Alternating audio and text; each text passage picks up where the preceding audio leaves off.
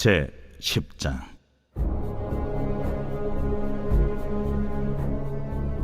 여호와께서 모세에게 이르시되 바로에게로 들어가라.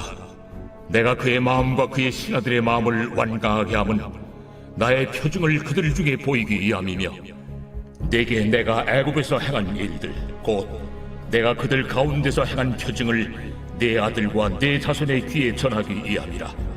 너희는 내가 여호와인 줄을 알리라. 모세와 아론이 바로에게 들어가서 그에게 이르되 히브리 사람의 하나님 여호와께서 말씀하시기를 내가 어느 때까지 내 앞에 겸비하지 아니하겠느냐. 내 백성을 보내라. 그들이 나를 섬길 것이라. 내가 만일 내 백성 보내기를 거절하면 내일 내가 메뚜기를 내 경내에 들어가게 하리니 메뚜기가 지면을 덮어서 사람이 땅을 볼 수 없을 것이라. 메뚜기가 내게 남은 그것 곧 우박을 면하고 남은 것을 먹으며 너희를 위하여 들에서 자라나는 모든 나무를 먹을 것이며 또 내 집들과 내 모든 신하의 집들과 모든 애굽 사람의 집들에 가득하리니 이는 내 아버지와 내 조상이 이 땅에 있었던 그날로부터 오늘까지 보지 못하였던 것이리라 하셨다. 하고 돌이켜 바로에게서 나오니 바로의 신하들이 그에게 말하되 어느 때까지 이 사람이 우리의 함정이 되리이까? 그 사람들을 보내어 그들의 하나님 여호와를 섬기게 하소서. 왕은 아직도 애굽이 망한 줄을 알지 못하시나이까? 하고 모세와 아론을 바로에게로 다시 데려오니 가서 너희의 하나님 여호와를 섬기라. 갈 자는 누구냐? 우리가 여호와 앞에 절기를 지킬 것인즉 우리가 남녀노소와 양과 소를 데리고 가겠나이다. 내가 너희와 너희의 어린아이들을 보내면 여호와가 너희와 함께 함과 같으니라. 보라, 그것이 너희에게는 나쁜 것이니라. 그렇게 하지 말고 너희 장정만 가서 여호와를 섬기라. 이것이 너희가 구하는 바니라. 이에 그들이 바로 앞에서 쫓겨나니라. 여호와께서 모세에게 이르시되 애굽 땅 위에 네 손을 내밀어 메뚜기를 애굽 땅에 올라오게 하여 우박에 상하지 아니한 밭의 모든 채소를 먹게 하라. 모세가 애굽 땅 위에 그 지팡이를 들매 여호와께서 동풍을 일으켜 온 낮과 온 밤에 불게 하시니 아침이 되매 동풍이 메뚜기를 부러뜨린지라. 메뚜기가 애굽 온 땅에 이르러 그 사방에 내림에 그 피해가 심하니 이런 메뚜기는 전에도 없었고 후에도 없을 것이라. 메뚜기가 온 땅을 덮어 땅이 어둡게 되었으며 메뚜기가 우박에 상하지 아니한 밭의 채소와 나무 열매를 다 먹었으므로 애굽 온 땅에서 나무나 밭의 채소나 푸른 것은 남지 아니하였더라.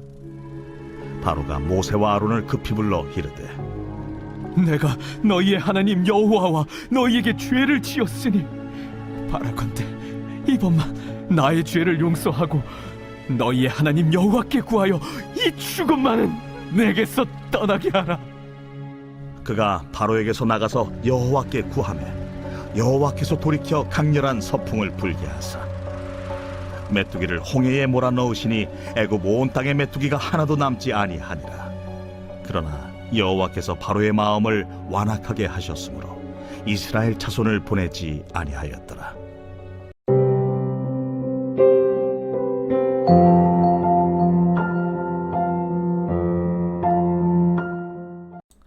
여러분 반갑습니다. 오늘도 퀴트로 여는 기막힌 하루입니다. 본문 말씀 출애굽기 10장 1절부터 20절의 말씀입니다. 자, 이제 모세를 통한 하나님의 재앙은 종반을 향해 가고 있습니다. 오늘은 8번째 재앙인 메뚜기 재앙입니다. 이 말씀을 통해 우리에게 주신 성령의 음성에 우리가 함께 귀를 기울이시기 바랍니다. 자, 먼저 첫 번째로 우리의 자손들에게 말씀을 가르쳐야 합니다. 자, 지금 애굽 온 땅에 무서운 하나님의 재앙이 불어닥치고 있죠. 자, 그런데 성경은 하나님이 바로의 마음을 완강하게 하셔서 의도적으로 이 재앙이 길어지게 만들고 있다는 것을 분명히 밝히고 있습니다. 자, 그러면 하나님은 왜 바로의 마음을 이렇게 완강하게 하시는지, 또 왜 이 재앙이 길어지게 하시는지 오늘 그 하나님의 뜻과 목적이 드러나고 있습니다. 자, 오늘 2절 말씀에서 하나님은 이렇게 말씀하십니다. 내가 내게 애굽에서 행한 일들 곧 내가 그들 가운데서 행한 표징을 내 아들과 내 자손의 귀에 전하기 위함이라. 너희는 내가 여호와인 줄 알리라. 여러분, 지금 방금 읽은 구절에서 하나님이 이 재앙이 길어지게 하시는 목적이 뭐라고 하십니까? 내 아들과 내 자손의 귀에 전하기 위함이라 그러십니다. 하나님은 이 재앙을 통해서 현재를 살고 있는 이스라엘 백성들뿐 아니라 그들의 자녀들과 후손들에게까지 전해줄 수 있는 하나님의 구원의 역사, 즉 구속사의 스토리를 만들어가고 계시는 것입니다. 여러분, 하나님에 관한 이 스토리란 한마디로 무엇입니까? 바로 성경입니다. 하나님의 말씀이 하나님에 관한 스토리입니다. 하나님은 성경에 이 하나님의 구원의 이야기를 기록해 주시고 이 구속사를 우리의 자녀들과 후손들에게 가르치고 전하라고 말씀하시는 것입니다. 하나님은 우리의 다음 세대 자녀들에 대한 지대한 관심이 있으십니다. 왜냐하면 우리의 다음 세대가 가정의 미래이고 교회의 미래이고 또 하나님 나라의 미래이기 때문입니다. 지금 이 시대의 영적 싸움은 우리 다음 세대들의 영혼을 놓고 하나님의 나라와 사탄의 나라의 이 충돌이라고 해도 과언이 아닙니다. 지난 주일 설교에도 말씀드렸지만 지금 사단은 갖은 방법을 이용해서 우리 자녀들에게 세상의 악하고 음란한 이 가치관과 문화들을 심어주고 있습니다. 예전 우리 시대를 보면 물론 그때도 악하고 음란한 것은 마찬가지였지만 그래도 그런 것들을 접할 수 있는 통로가 매우 제한적이었습니다. 그러나 지금은 우리 자녀들이 손바닥에 올려놓은 그 스마트폰을 통해서 홍수처럼 쏟아지는 이 사단의 악한 메시지들에 정말로 무방비로 노출되어 있습니다. 마지막 때가 가까울수록 사단은 우는 사자와 같이 삼킬 자를 두루 찾고 있다고 했습니다. 그런데 그 중에서도 가장 타깃이 되는 대상이 바로 우리 다음 세대입니다. 여러분, 이런 세대에 부모라 한들 이 악하고 음란한 시대로부터 우리의 자녀들의 영혼을 지켜낼 수가 없습니다. 그러나 오늘 주님은 우리 자녀들의 영혼을 지킬 방법이 있다고 말씀하십니다. 그것이 바로 우리 자녀들의 귀에 하나님의 말씀을, 이 구속사의 말씀을 전하라는 것입니다. 사탄은 인간의 힘과 방법으로는 절대 이길 수 없습니다. 그러나 오직 살아있고 활력 있는 하나님의 말씀만이 우리 자녀들을 이 세상의 죄악으로부터 지키고 보호할 수 있다고 말씀하시는 것입니다. 여러분, 특별히 우리 자녀들에게 바른 복음, 이 구속사의 복음을 전해야 합니다. 복음이라고 다 똑같은 복음이 아닙니다. 바른 복음만이 자녀들을 세상의 악과 죄로부터 건지고 지켜낼 수 있습니다. 여러분, 이 땅의 이 변질된 복음은 그저 우리 자녀들에게 예수 믿으면 공부 잘하고 성공하고 부자 될 것이라는 기복만을 가르칩니다. 그러니 인생의 고난이 찾아왔을 때 해석이 되지 않는 우리 자녀들이 다 병들고 자살하여 죽는 것입니다. 제가 이 설교를 준비하면서 2021년 통계 자료를 보게 되었는데요. 만 9세부터 24세 어린이 그리고 청소년의 사망 원인 1위가 자살이었습니다. 무려 사망자의 50.1%가 자살로 인한 사망인데요. 그것도 9년째 자살이 우리 젊은이들의 사망 원인 1위를 지키고 있습니다. 여러분, 왜 우리 자녀들이 이렇게 스스로 목숨을 끊겠습니까? 그것은 어디에서도 나의 고난을 해석해 주는 곳이 없기 때문입니다. 우리 자녀들이라고 고난이 없겠습니까? 아닙니다. 말도 못할 고난들이 우리 자녀들에게도 있습니다. 그런데 부모도 교회도 그 어디에서도 이 고난을 해석해 주는 곳이 없는 것입니다. 그래서 내 자녀들이 이 고난이 해석되지 않아 죽는 것이죠. 여러분, 우리 자녀들이 죽지 않고 사는 길은 이 바른 복음, 구속사의 복음을 듣는 것입니다. 인생의 목적이 행복이 아니라 거룩이라고, 기복이 아닌 팔복이 참된 복이라고, 고난이 축복이라고 가르쳐 줘야 합니다. 또한 신교제와 신교론의 원칙과 혼전 순결의 원칙도 가르쳐 주어야 합니다. 하나님의 말씀을 말씀답게 가르치고 그 말씀이 우리 자녀들의 영혼에 새겨지면 그때부터 말씀이 우리 자녀들을 지키고 보호해 주는 것입니다. 자, 한번 질문해 봅니다. 내 자녀들에게 나는 무엇을 가르치는 데 힘쓰고 있습니까?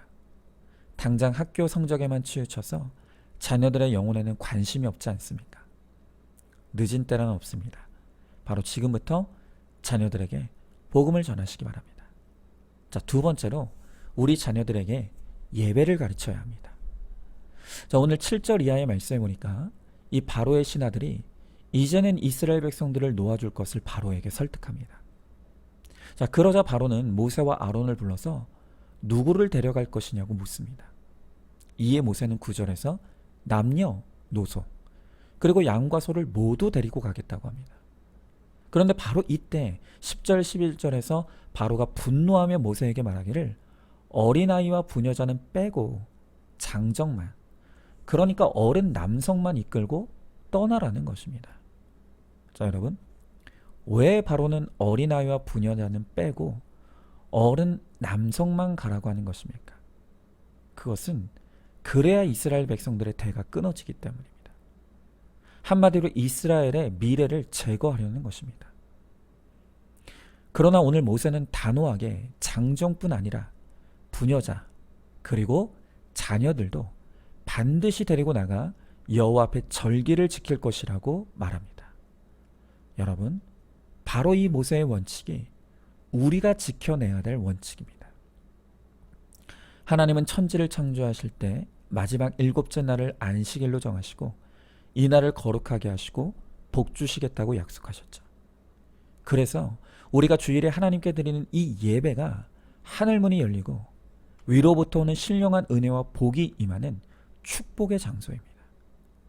그러므로 모든 성도는 반드시 예배에 목숨을 걸어야 하는 것입니다. 우리의 자녀들도 마찬가지입니다. 우리 자녀들이 복받는 길도 예배에 있습니다.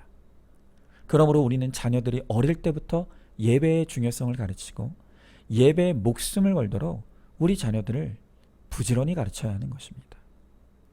그런데 많은 믿는 부모들이 어떻습니까? 학교 빠지고 학원 빠지는 것은 세상이 무너질 일인 것처럼 여기면서도 자녀들이 교회 빠지는 것은 심각하게 여기지 않습니다. 오히려 자녀들 안쓰럽다고, 일주일 동안 학교 가고 학원 가느라 안쓰럽다고 그래서 교회 보내지 않는다는 것입니다. 또한 입시철이 되면 믿는 부모들이 교회는 내가 가고 기도도 내가 할 테니까 너는 공부만 하라고, 신앙생활은 대학 간 다음에 해도 늦지 않는다고 하면서 자녀들의 신앙생활을 가로막는다는 이야기를 뭐 우리가 한두 번 보고 들은 것이 아닙니다. 그런데 그 결과로 지금 우리 자녀들이 다 어디에 있습니까? 그렇게 예배를 소홀히 여기고 예배보다 세상을 더 중히 여긴 결과로 우리 자녀들의 영혼을 세상에 다 뺏기고 말았습니다. 언제부턴가 교회 안의 모든 예배가 어른 위주가 되었습니다. 그래서 어른들이 드리는 예배는 대예배라고 부르면서 시설에 대한 투자를 집중하는 반면에 주일학교 예배는 마치 부속 프로그램인 것처럼 그렇게 취급을 합니다. 그런데 성경을 보면요, 오히려 하나님은 어린아이들의 예배를 더 기뻐하신다고 하십니다. 마태복음 19장 14절에서 예수님이 말씀하시기를 어린아이들을 용납하고 내게 오는 것을 금하지 말라, 천국이 어린아이의 것이다 라고 하십니다. 여러분, 우리 하나님은 어린아이들의 예배를 기뻐하십니다. 어린아이들이 주님께 오는 것을 기뻐하신다는 것입니다. 저는 우리 다음 세대를 위해서 우리가 너무 인색한 것이 아닌가라는 생각을 하게 됩니다. 정말 우리 교회의 미래가 우리 다음 세대인 유초동부, 청소년부, 청년부에 있습니다. 그런데 이들에 대한 관심과 투자가 말과 구애만 있고 실제적인 관심과 투자가 너무 약한 것은 아닌가, 정말 심각하게 고민하게 됩니다.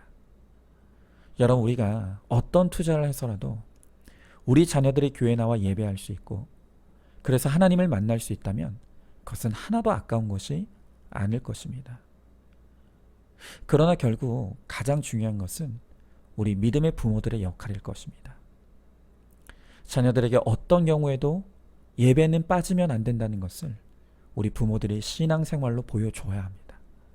또한 공동체 예배와 삶의 예배를 통해 나의 거룩을 삶으로 나타내고 보여야 합니다. 그럴 때 우리 자녀들이 부모와 함께 교회 나와 예배하고 또 예배를 통해 하나님을 뜨겁게 만날 수 있는 것입니다.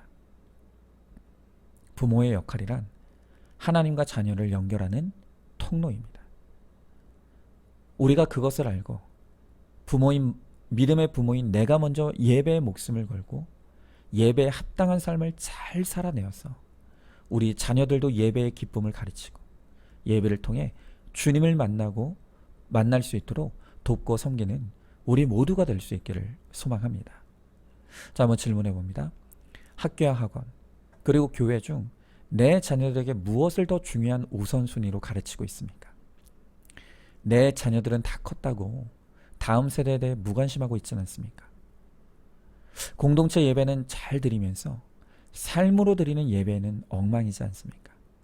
나의 삶이 예배가 되어서 자녀들에게 예배의 기쁨을 가르쳐 주기를 힘쓰시기 바랍니다. 자, 세 번째로 자녀들에게 반복해서 가르쳐야 합니다. 자, 결국 바로는 마음의 완악함을 굽히지 않아서 메뚜기 재앙이 임하게 되었고 그로 말미암아 우박에 상하지 아니한 남은 채소와 열매를 다 먹어치워서 결국엔 남은 것이 하나도 없게 되었다고 합니다. 자, 그런데 우리가 여기서 잊지 말아야 될 것은 이 바로의 반복되는 완악함 그리고 동시에 반복되는 이 재앙은 하나님의 의도된 세팅이라는 것입니다. 여러분, 이 길고 지루한 반복에도 하나님의 메시지가 숨어 있습니다. 여러분, 이 반복에 담긴 메시지가 무엇입니까? 자, 우리는 지금 이 재앙을 모세의 열재앙이라고 합니다. 제가 주일에 요한계시록을 설명하면서 성경에서 10이라는 숫자는 꽉 찬 수, 그러니까 만수라고 말씀드렸습니다. 하나님께서 10가지 재앙을 반복해서 내리신다는 것은 다시 말하면 하나님은 우리가 회개하고 돌이킬 때까지 반복하고 또 반복하여 우리를 가르치시고 훈육하신다는 의미입니다.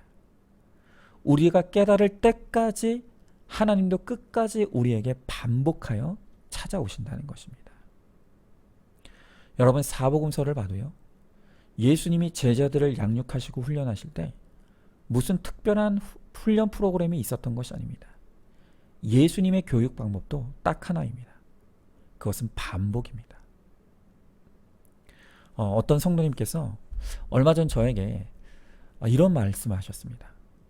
목사님 설교는 제목과 본문은 다른데 결국 내용은 언제나 내 죄를 보고 회개라는 내용입니다. 맨날 똑같은 얘기만 하십니다.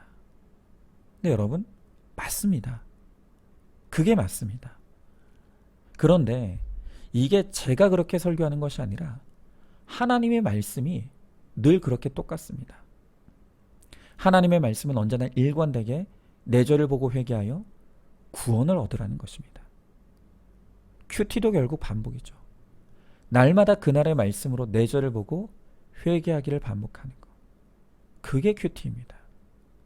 자, 여러분, 왜 우리 신앙에 있어서 이렇게 반복이 중요할까요?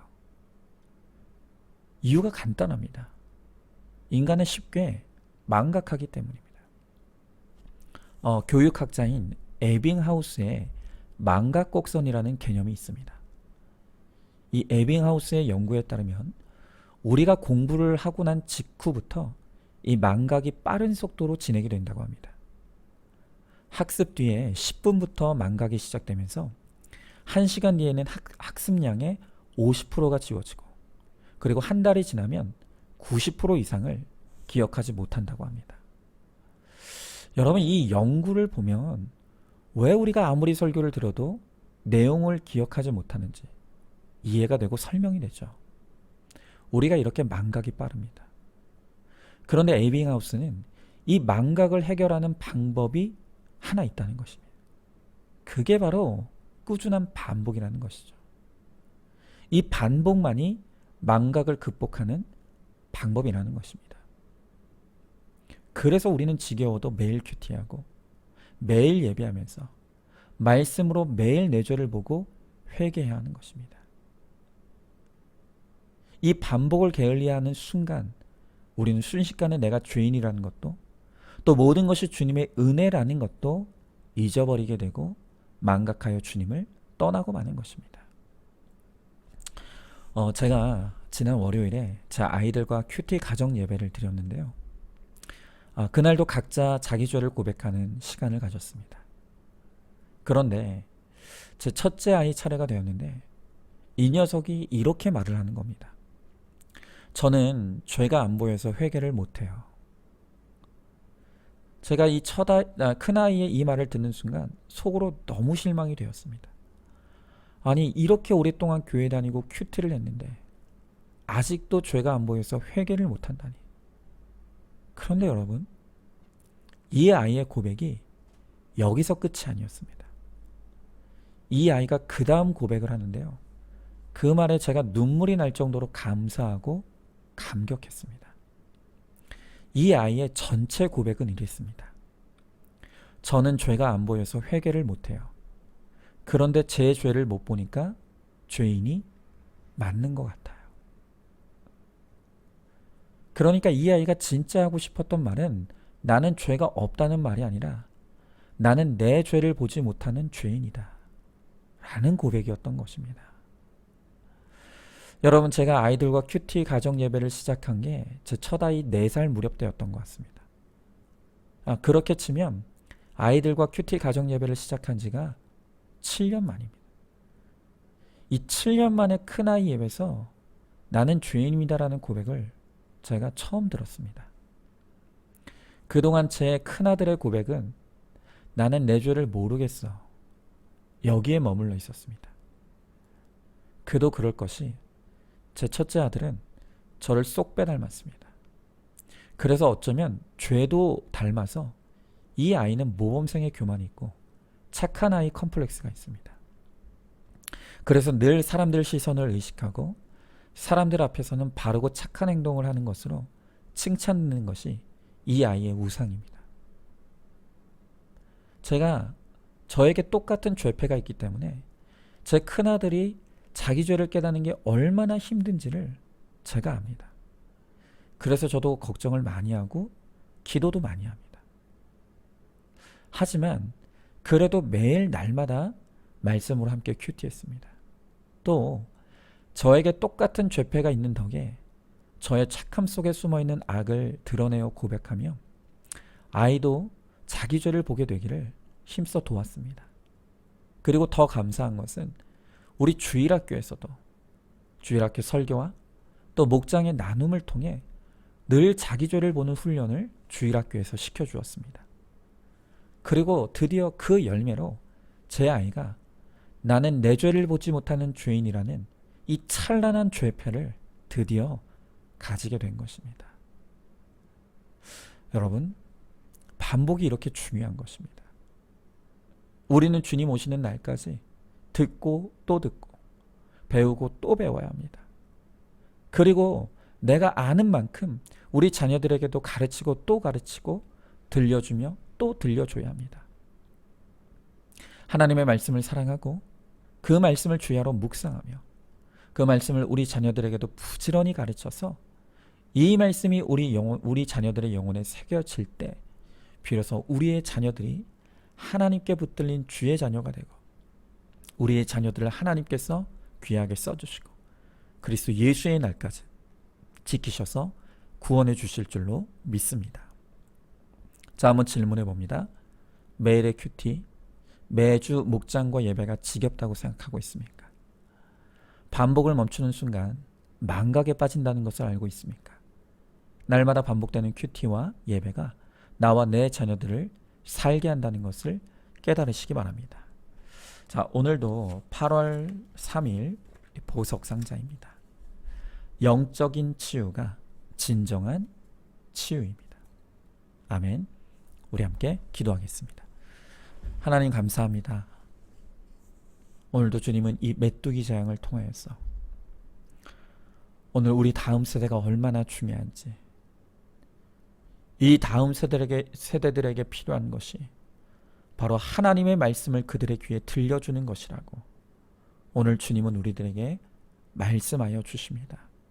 하나님, 그러나 여전히 우리는 우리의 자녀들이 우상이 되어서 이 자녀들을 통해 내가 영광받고 내가 칭찬받고 또한 내가 이 땅에서 내가 이루지 못한 것을 이루고자 하는 야망과 욕심이 있음을 이 시간 주님 앞에 회개하며 고백합니다. 주님, 우리가 이 자녀들을 내 야망의 도구로 사용하느라 이 자녀들에게 말씀을 가르치지도 못했고 이 자녀들에게 삶으로 보여준 것이 없어서 우리의 자녀들이 지금 세상으로 떠나가 있습니다. 주님, 우리 다음 세대를 위하여 기도하고 또 기도하니 그들의 영혼을 주님께서 붙들어 주시고 주님께서 찾아가 주셔서 어릴 때부터 젊을 때부터 주의 말씀이 들리고 그 말씀에 붙들림 바 되어서 거룩과 구원의 길로 인도함을 받고 하나님께 쓰임받는 우리 자녀들 되게 하여 주시옵소서. 또한 비록 지금은 하나님을 떠나 있다 할지라도 과거에 내가 믿었던 하나님, 그리고 부모인 내가 믿는 그 하나님이 잘 전해지고 우리가 삶으로 예배함으로 하나님, 나를 통해 우리 자녀들이 하나님을 만나게 되는 날이 속히 임할 수 있도록 우리 주님께서 함께하여 주시옵소서. 믿사오며 사랑이 많으신 우리 예수님 이름 받들어 기도드리옵나이다. 아멘. 오늘도 큐티로 기막힌 하루를 살아내는 하늘가족 공동체 우리 모든 성도님 되시기를 주님의 이름으로 축복합니다.